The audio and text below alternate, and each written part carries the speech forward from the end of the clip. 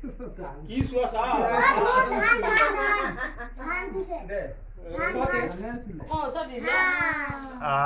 আমাৰ বেটিয়ে প্ৰথমতে ধান লখিমী কৈছে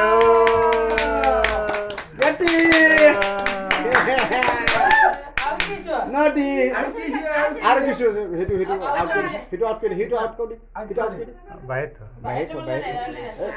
মাতি নথবি আৰু কি চুবলৈ দিয়ে যিটো ওচৰত পাব সেইটোৱে চুব মাটি কিনি ওচৰত তাৰপৰা ধূপ পৰিব 3 নম্বৰ এবাৰ চুবলৈ দে বস্তুখিনি ঘূৰাই দিছোঁ পইচাটো আনছো বাকী কাগজ কিতাপ চব আন